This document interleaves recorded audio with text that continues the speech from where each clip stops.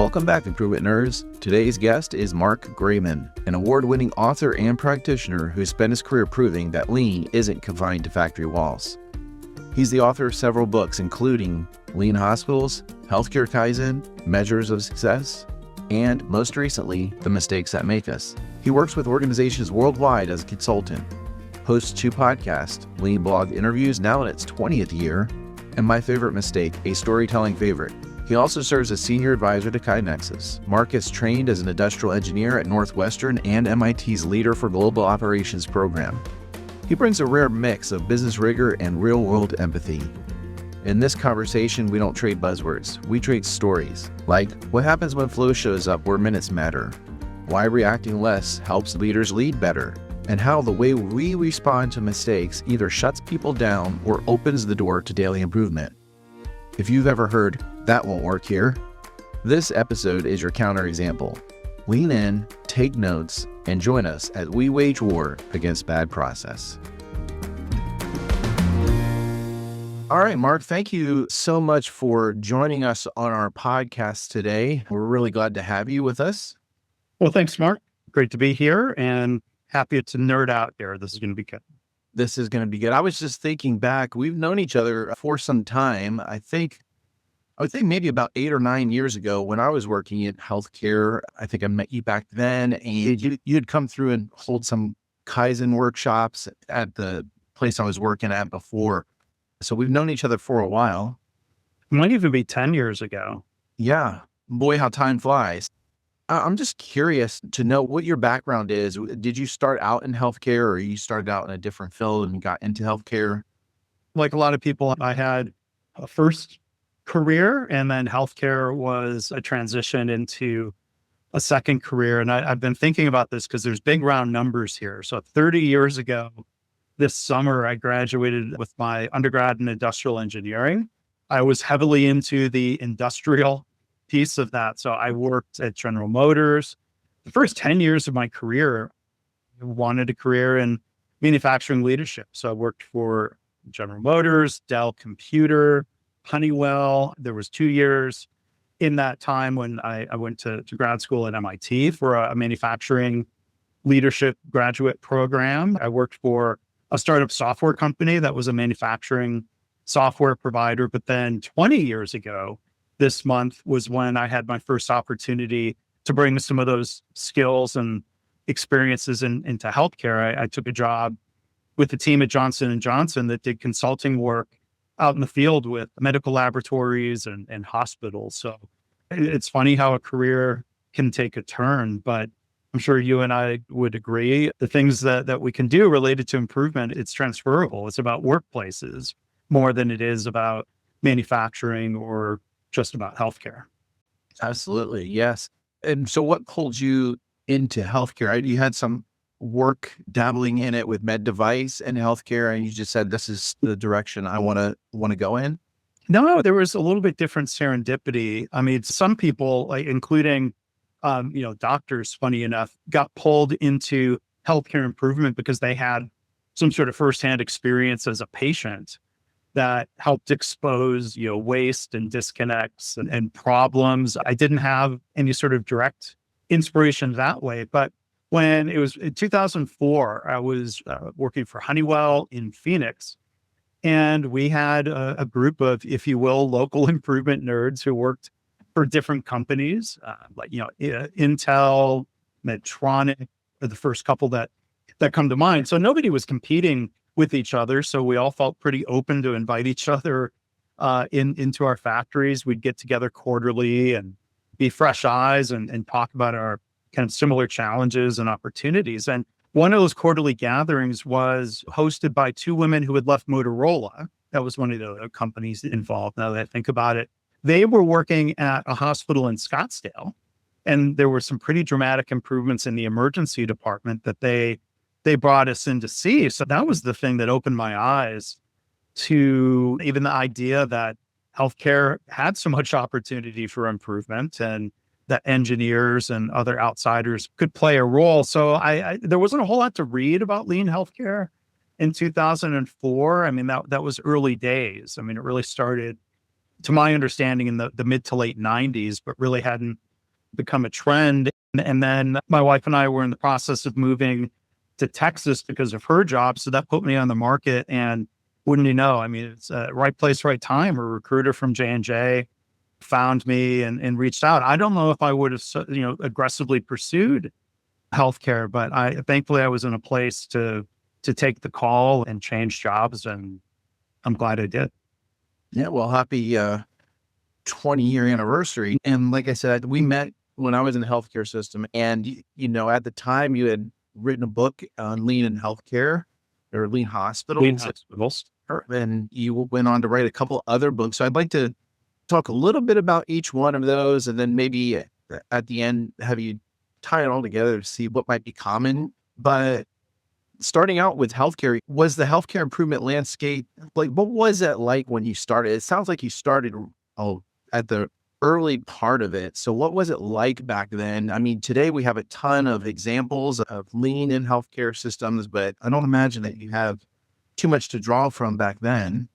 And there were definitely fewer examples to point to. And for good reasons, and even to a fault, people in healthcare have their habits of wanting to see evidence, right? So if they're deciding to adopt a new surgical procedure or a new approach to managing a certain condition, that's good. That's good to be prudent that way.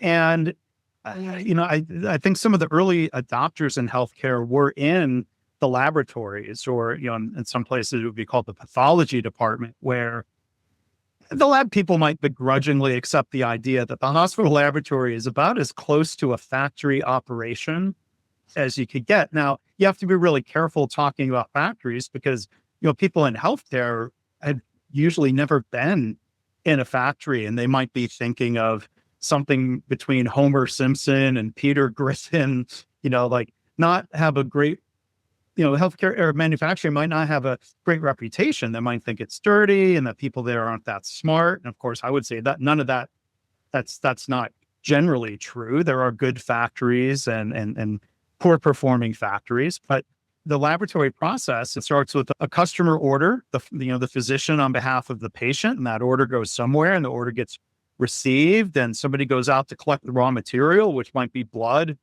or some other bodily fluid, and it gets transported to the lab, and it gets a little bit of processing and order entry, and it goes onto a conveyor belt or into a machine, and the end product is information that goes back to the doctor. So you have people and machines and information, and you have flow or you have poor flow. And, that is very much like a high volume factory operation. So thankfully, some people in laboratories dabbled with lean, and there was enough published.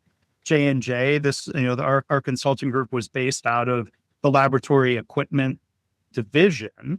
So there was this good integration of saying, look, we don't want to just sell you equipment. We want you to be a high performing laboratory. And J&J had people who had applied lean and Six Sigma to J&J factory operations, of course. And so that group, plus some laboratory professionals, plus some of us from the outside, from other parts of manufacturing, we brought different types of nerds together. Right? Yeah. And then you have that track record in laboratories. And then we had clients pulling us in to fix other problems when they saw that the lean process, the improvement process that we were using of, engaging the people and the leaders closest to the work and doing, systemic problem solving and systemic redesign. They would say, well, can you do the same thing in our pharmacy? Can you do the same thing in, MRI, where, the patient is more directly involved? And then my book wasn't the first about lean in healthcare, but, it came out in 2008. The book Lean Hospitals was one of the first. And, in the subtitle, I was very intentional. The subtitle is Improving Quality, Patient Safety, and Employee Engagement.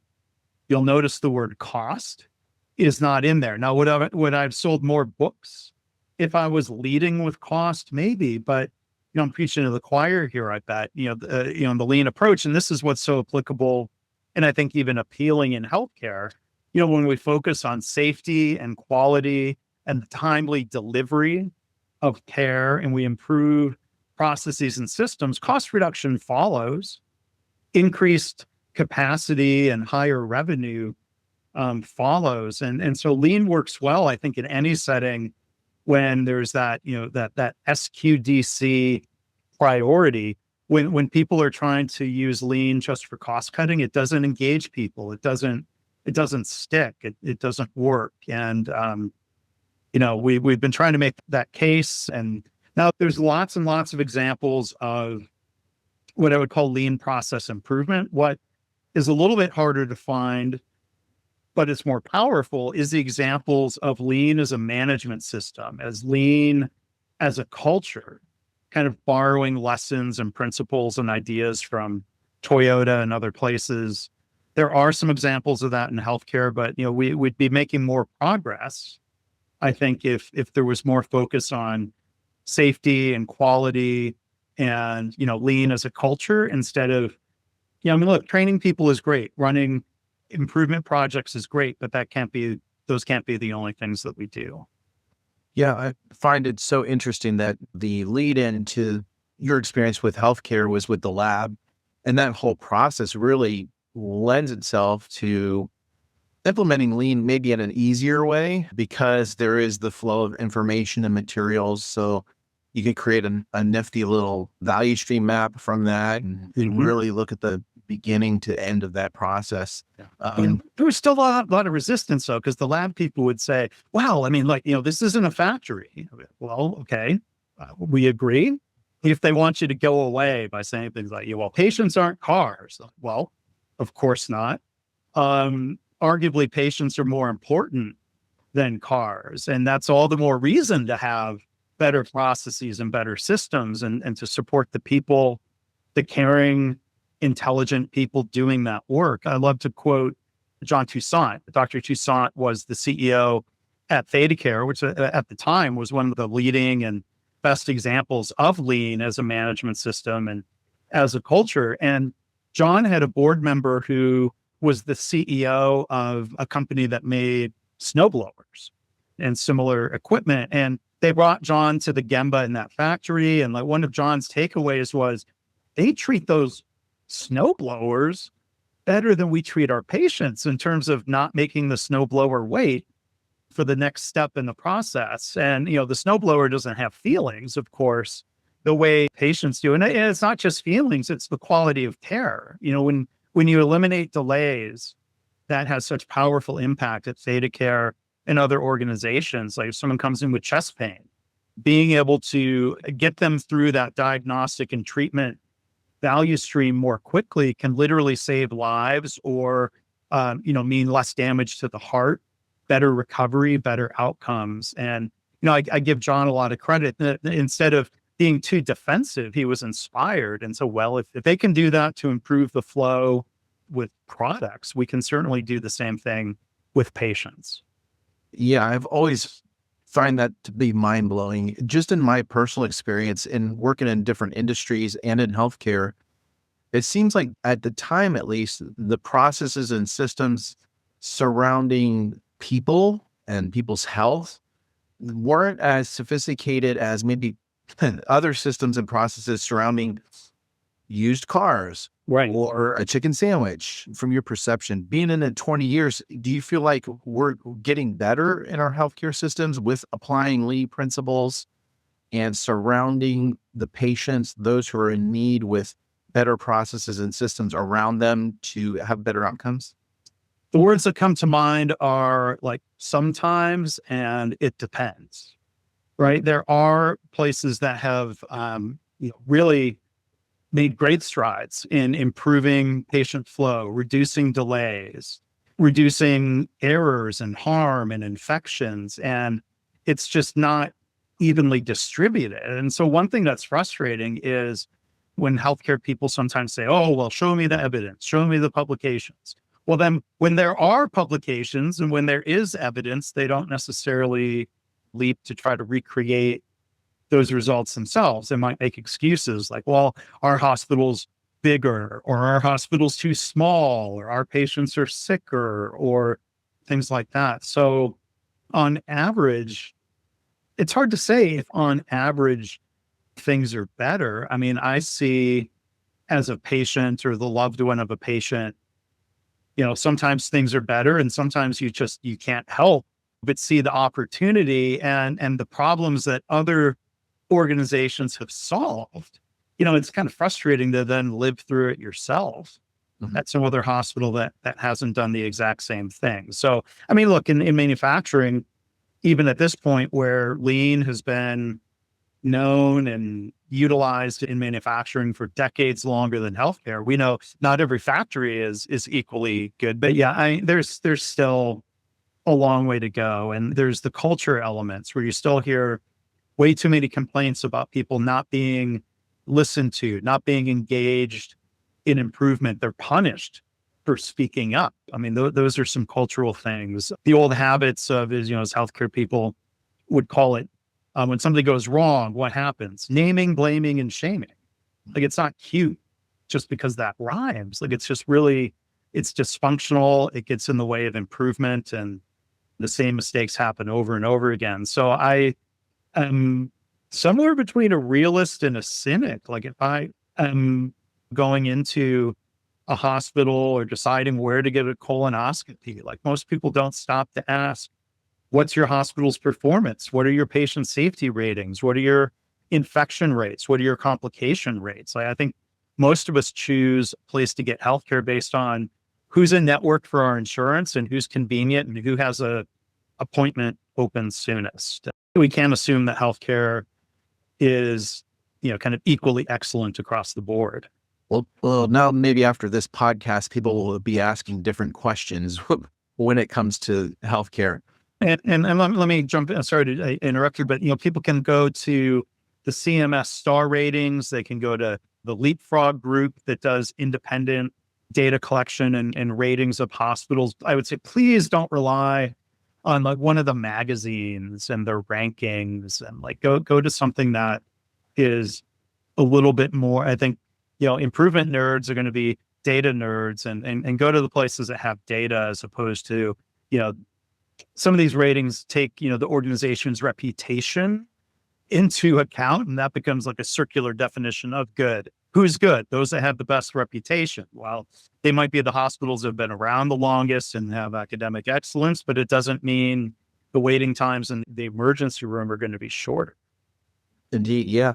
And for those that are doing process improvement within healthcare, of course, they have your work to look back at, to read on, and see examples of how it's been applied and continue to get better within their system.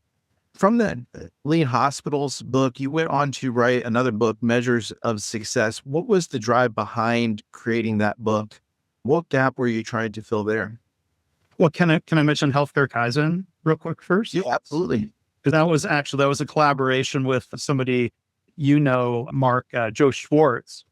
And so that book, Healthcare Kaizen, was our collaboration, kind of like taking a deeper dive into one of the core lean concepts around how do we engage ideally everybody in improvement every day.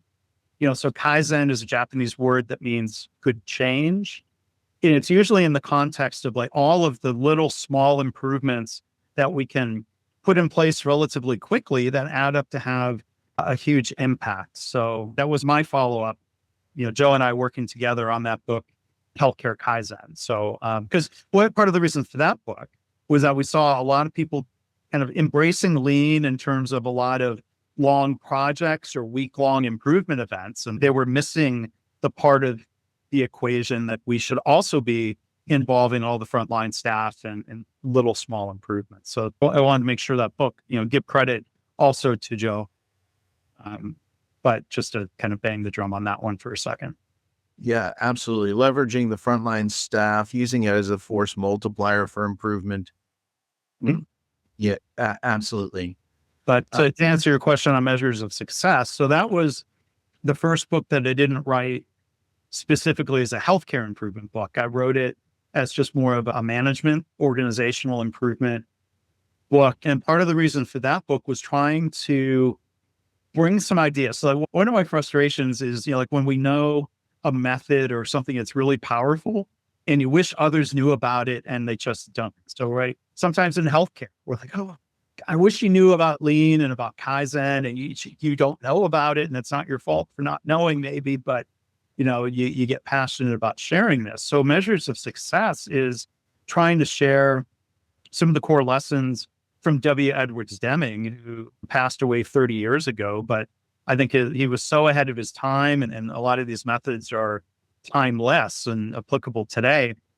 Kind of looking at how are we measuring performance in an organization, and what are we doing when we see changes in performance? And so the subtitle of measures of success is meant to be a bit of a summary in 6 words. The subtitle is react less, lead better, improve more. And the book is an introduction to, again, one of these methods I wish everybody got taught about in business school, this approach called process behavior charts that helps us really stop overreacting to every little up and down in our metrics. And instead, we can be more systemic in our improvement attempts instead of just being reactive in a way, like a lot of that reactivity is really just not a good use of time. We're spinning in circles. We're frustrating people because we get a little bit too excited about every small uptick in the metric, and we get too upset about every little downturn. So that was really the reason for that book. Yeah. And I've seen that firsthand, especially when you're doing management for daily improvement and we're putting up basic dashboards or scorecards in front of people. We want to make it as simple as possible. So you have the red, the green, the happy face, the frowny face. And whenever it's a dip or a red or frowny face, people are running around with their hair on fire. The world's going to end. And if it's green, it's, oh, okay. So a better way would be to look at the process behavior. What would your advice be for those that are not statistically minded, who eyes might get crossed looking at a process behavior chart?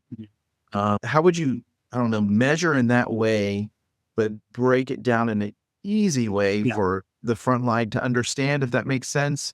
Yeah. Or how do you control those that are leading to not react to the maybe daily noise or ups and downs? Yeah. So, there's a couple directions to kind of address this from. First off, thank you for bringing up one of my favorite points around, color coding or emojis can be misleading or counterproductive. I'd love to share real quick. I was actually in a hospital once, and I really had trouble kind of containing myself and trying to be polite and not flipping out over. It was a nurse's break room that had metrics. The emoji that they had put up for one of the metrics, Mark, I swear to God, and I've got a photo, anyone who doesn't believe me, it was the poop emoji. A smiling poop emoji. Yeah. What is somebody thinking? Like, how do you think that helps? Like, that doesn't motivate people. People are trying the best they can. Leaders need to help them improve the system. And so, process behavior charts are one of the things we can use to show, that there's statistically meaningful levels of improvement. But yeah, people do get intimidated when they hear statistics. They might have, I even have some, bad flashbacks to, Greek letters and stuff that, probability and statistics of like, how practical is this? But process behavior charts, when you really sit somebody down and show them how to use a process behavior chart, is actually really easy to teach. There doesn't require any math. It requires eyes, and visualization of the process behavior chart helps people with that. Creating the process behavior chart is something that maybe not everybody does, but it's arithmetic. It's not calculus.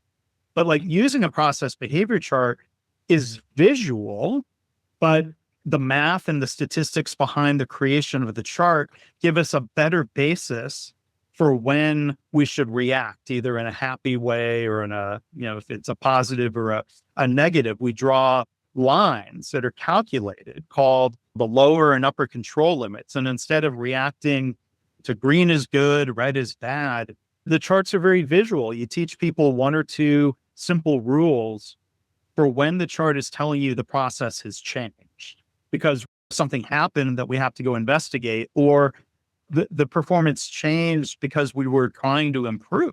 And connecting the dots between the cause and effect of our problem solving and improvement work and the measures that are the output of a process, that's really, really helpful. So again, like some of the barriers that people face when they read measures of success or they take a workshop or something is they go back and they try to talk about it.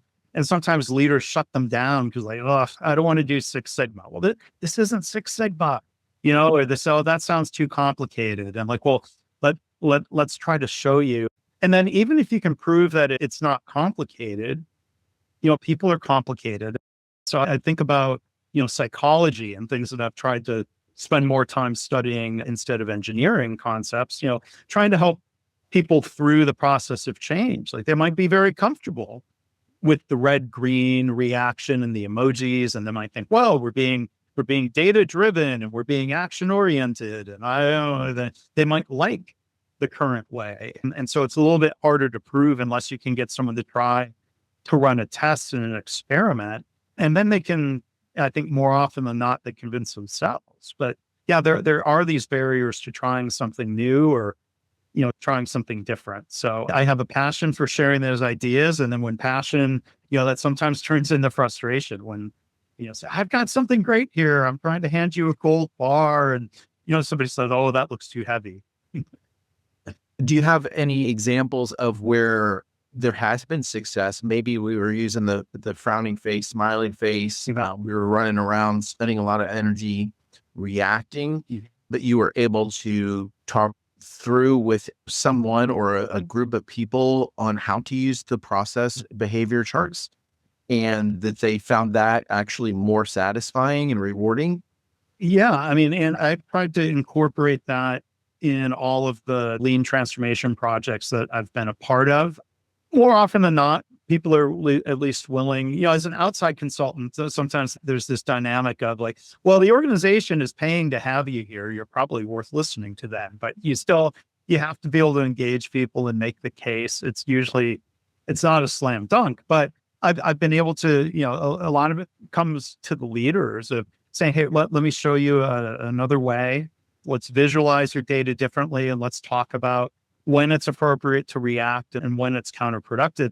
Like this is all like really intuitive to the people actually working in the process every day. The same people show up doing the same work with the same equipment, the same level of effort. And guess what? Sometimes your performance metrics don't look as good as the day before. That happens. Like there's always going to be variation. And sometimes leaders don't understand that, or they've gotten disconnected from it. And so like in this one lab, we were using process behavior charts and visualizing the data, and the lab director had gotten some of the message. So like, here's what happened. And I got feedback from one of the medical technologists, one of the frontline staff in the lab. And these people have bachelor's degrees, if not master's degrees. And, they're smart and they're intuitive. And one of them said, this guy, Daryl, I can still picture it. And he goes, when we have a day that's better than average, the leaders kind of applaud and they say, way to go. And then when we have a day that's below average, they say things like, well, that's the system. It's not your fault. Don't feel bad. And he thought, and he looked and said, well, isn't it always the system? Like even the good days? Absolutely. So that was a good opportunity to, kind of provide some additional coaching to the lab director, because he meant well, but he hadn't fully, maybe I like the expression if the student hasn't learned, the teacher hasn't taught. So I'm willing to take responsibility for, I didn't do a good enough job up front, but there was a chance to kind of course correct and provide some coaching. And more importantly, he was open to that coaching. He invited it. And I think that was one of the keys. That's great. And now switching gears once again, you wrote your next book, correct me if I'm wrong, The Mistakes That Make Us. Yeah, that's right. What inspired you to write that one? Well, I mean, part of it is the idea we all make mistakes, right? So if you had made a mistake, look, that happens, right? We're all human. We all make mistakes. So when I think back to even my early education in lean and the Toyota production system, there's two pieces to it, right? We try to prevent mistakes because like there's this idea that goes back to Deming, Dr. Deming and others. We believe, hopefully, that people come to work to do a good job. Like they want to do safe, quality work. They want to be proud of what they're doing and the results. And so we have an obligation, a responsibility as leaders and process designers and engineers to put methods in place that make it difficult or impossible for someone to make a mistake. So like an example at Dell Computer, when I was there in 1999, and Dell was not a lean culture. They had elements of lean, but that's a story for over a drink sometime. But one of the things Dell did really well was a lot of mistake proofing. So if people in healthcare say things like every patient is unique, at Dell, every computer was unique. There were hundreds and thousands of potential combinations of parts that would get assembled and put into a box and shipped out to the customer. And it could have been a lot of one, it could have been a lot of 100, but quite potentially every computer that somebody built during the day could be different than the computer before. And so part of the process was what they call kitting. And instead, because you don't have the space to put all of the potential parts at all of the assembly stations. So you have a team and a conveyor belt, and people are picking the parts for that PC, and they go into a bin, and that bin gets delivered to an assembly station where it gets assembled. So the pick to order can have mistake proofing, where instead of asking people to read a list and go up and grab the right parts off of the shelf, some of this is automated. And it's not because people are dumb. We're all error prone, and you want to make it easier to do the right thing. So order would come across and barcode would be scanned and different lights would light up.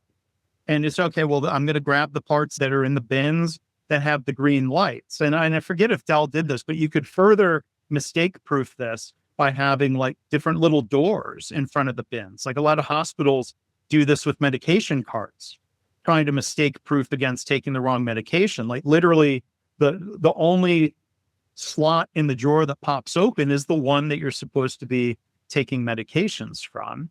So that's the way you ensure quality. You build in quality instead of just firing people who make mistakes, because eventually you're going to end up firing everybody. So that's why you need to have, systems and processes that prevent mistakes. But then the flip side of it is, as much as we try to prevent mistakes, it can be really hard to do so. So when a mistake still occurs, the way that leaders react to them makes all the difference. And so we can point to, and there's a lot of stories from Toyota in the book. They work really hard to prevent mistakes. When a mistake occurs, they don't do the naming, blaming, and shaming thing that I mentioned earlier that's so common in healthcare. They react constructively. They look, and instead of blaming and punishing the individual, they look at the system and they ask, what allowed that to happen? How could that have occurred? Why did that happen? Instead of asking who screwed up. So there's this cultural element where we need to create psychological safety, where people feel safe to admit a mistake, or people feel safe to say, I don't know, instead of pretending they know. And that's where mistakes sometimes enter the equation. So preventing mistakes, yes, but also reacting constructively to them when they occur, that makes a huge difference. And then, part of what inspired the book was one of my pandemic projects was starting a new podcast series. This is my 20th year of doing my Lean Blog interviews podcast, but we're now at the 5-year point of a podcast called My Favorite Mistake. And so I've interviewed a lot of people about, what was your favorite mistake? What was something that helped you learn and grow or opened, new doors in your career? We're trying to kind of celebrate the positives that can come from reacting well to a mistake. And then, we have a lot of guests where they talk about how they're trying to create that culture in their company to be, constructive about mistakes. So a lot of those stories are in the book. I'm a writer, so that's where the mistakes that make us comes from. It's kind of like a long history of trying to better understand all of these dynamics and, just trying to present it to people in a way that is hopefully interesting and helpful, maybe as a gentle introduction to lean for somebody who wouldn't pick up a book with lean or Toyota in the title, and maybe also a general introduction to psychological safety to people that might say, well, that sounds like a bunch of mumbo jumbo. I don't want to read a book about that. There's a lot of great stories. And, I think that helps people relate to the idea that it's an important thing to think about in an organization more deeply than just punishing and firing the people. Yeah, we all make them. Mhm. So what's the environment that we create to make it safe for people to speak up? And how do we react to that? I think is so important, and really thankful that you've wrote this book on it. I know there's a lot of awareness that's being created about psychological safety, more so than in the past. Mhm. With Toyota, we've always had Jidoka where, if there's something that's wrong, we're going to pull the cord. But I think that psychological safety is a little bit more nuanced, or do you see it that way? Well, I think there's a lot of evidence that Toyota workplaces would generally have a high degree of psychological safety because, like you said, knowing it's safe to pull the andon cord. You're not just told that you should pull the andon cord. Like, it gets reinforced that pulling the andon cord gets a quick, constructive reaction. So guess what? People will continue pulling the andon cord. There are other factories I know that have put in the andon cord hardware, but they still had the culture where people would get in trouble for admitting a problem or pointing out a problem or, God forbid, stopping the line. The andon cord system would fail, spectacularly in an environment that wasn't a quote unquote lean culture. And a big element of that is psychological safety. So, yeah, I don't think it's too nuanced. Like, psychological safety just quite simply means it's a question of how safe do you feel speaking up at work when you want to, right? So it doesn't mean introverts are bad, extroverts are good. Like, it means like when you want to say something or feel like you should say something, do you say it or do you censor yourself? When speaking up gets rewarded, people are going to speak up more. When speaking up gets punished, they're going to protect themselves by, well, I'm going to let that mistake go. I'm not going to point it out because Billy Bob's going to get in trouble, or I'm going to get blamed, or, so psychological safety, like physical safety, it's not an absolute yes, no, safe, unsafe. There's degrees of safety. And it's also really situational, where you might have your team that you normally work in and you have good dynamics and there's trust and people are going to respond well. You might feel a high degree of psychological safety. Now, you might get thrown into a cross-functional team for a Kaizen event where you don't know any of those people. It's your first Kaizen event. You're afraid, you might get laughed at for asking a dumb question or saying so. Like, in that different environment, people might censor themselves and hold back, and then the team doesn't perform as well as it could. So that's why I've been trying to bang the drum. Trying to cultivate psychological safety.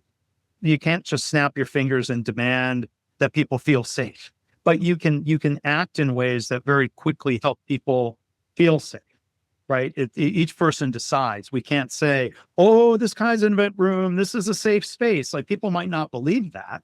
But then the first time someone speaks up and disagrees with the facilitator, the way the facilitator reacts is going to be noticed by everybody else. And if the facilitator shuts something down, is like, "Oh, that's a dumb idea," that's going to prevent other people from speaking up. So, in a way, it's quite simple.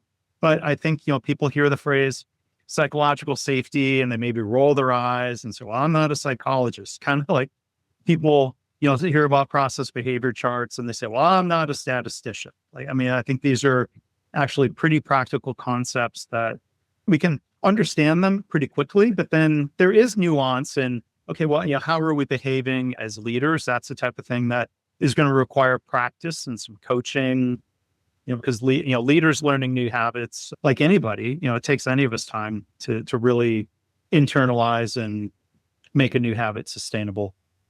But I'm glad there's more conversation out there about psychological safety these days. And I'll point people to luminaries like Amy Edmondson from Harvard Business School.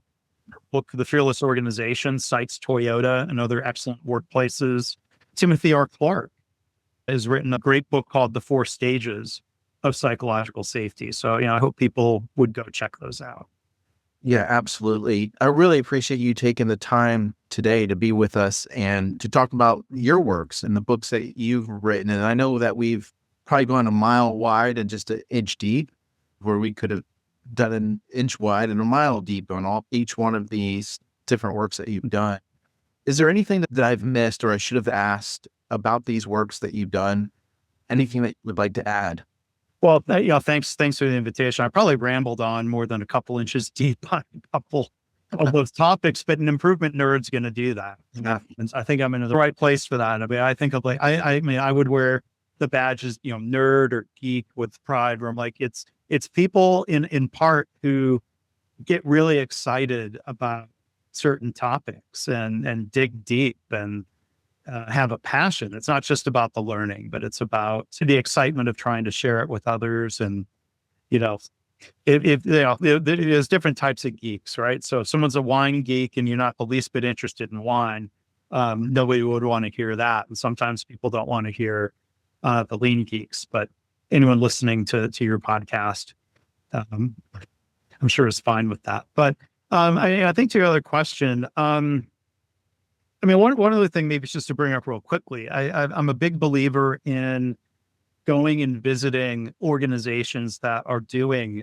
somewhat uniquely interesting and better things. So, you'd mentioned, Mark, site visits to a hospital or an organization in the US can be a great way to learn. There's always risks in those travels that people copy some of the more visible and superficial tools without really understanding more of the mindsets and the cultural elements of it. But that said, I mean, I think there's a lot of value in going and visiting organizations. And one thing I'm just so grateful I've been able to do is 6 trips to Japan, starting in 2012 and then up through 2019. And that got interrupted. And I was able to go back again in 2024, visiting Toyota suppliers and inspiring organizations. And some of the Japanese hospitals are embracing lean and the Toyota production system. So I'm working with some trusted partners in Japan to organize a lean healthcare study trip to Japan. And, I think again, like I love Japan, the country, but going there, I think, for one, you can see some excellent organizations. But you could also find excellent organizations in the US, Shingo Prize winners, AME, best plants. Going to Japan, if you can do it and you want to go, I think the one thing I learned in my first trip is, guess what? Not all Japanese organizations are quote unquote lean. Some of them are quite hierarchical. Some of them are really slow and wasteful. And like, it kind of bursts the bubble where I've heard people quite literally say like, oh, well, this lean thing would be easy if we were in Japan, but guess what? It's not. Toyota deserves a lot of credit for not just being a Japan-based company, but they've learned from Dr. Deming and people in other countries. And, I think good ideas should go global. And, I'd invite people if they have an interest in, coming along on one of these trips, reach out or go to japanleantrip.com, and there's more information about that there.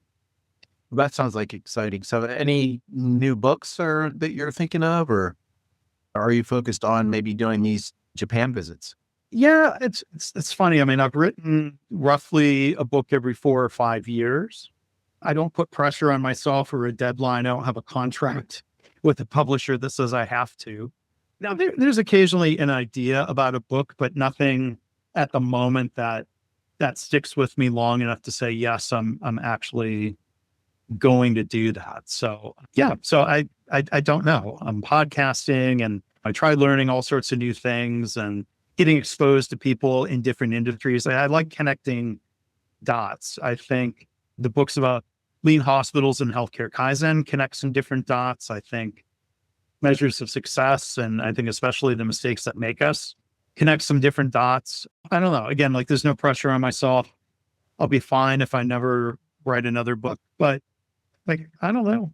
The short answer is I don't know. I would like to, but something will grab me and I'll nerd out on that topic. And I mean, the other thing I'll say about writing a book is the best way to really learn deeply about a topic is to take something that you know a little bit about, you have a lot of interest in, a lot of passion for, and then the research and the process of writing a book is a great way to really solidify or expand your learning on a topic. It doesn't mean, look, I'm not the world's expert in any of these topics, but I feel like I've learned enough to write books that are helpful to people, and I'm happy about that. That's great. And where can our listeners find you? Well, my name is unique enough. Googling Mark Graban and even misspelling it a little bit, you'll probably find me. My website is markgraban.com. It's a Mark with a K, spelled the correct way, right, Mark? I agree. Yeah. Not the weird way with the C. Mark with a K, Grab like Bravo, A like Apple or Alpha, N like November, and markgraban.com, or you can find me on LinkedIn. That's the kind of the platform I'm probably most active on in terms of social media. Thank you so much for taking your time today to be with us and nerd out. We look forward to whatever you do eventually have on the horizon, whether that's a Japan trip or another book, and personally look forward to seeing you again. I know our paths will cross. So yeah, thanks for being on the podcast and nerding out. Yeah, thanks for the invitation. And like you said, the opportunity to nerd out. I had a hypothesis that it would be fun, and I think that proved out to be true. Thanks. And that's a wrap on this episode of the Improvement Nerds podcast. A huge thanks to our guest, Mark Graban, for sharing stories, insights, and a whole lot of wisdom around learning from mistakes and leading with intention. If this conversation sparked something for you, be sure to subscribe so you don't miss what's coming next.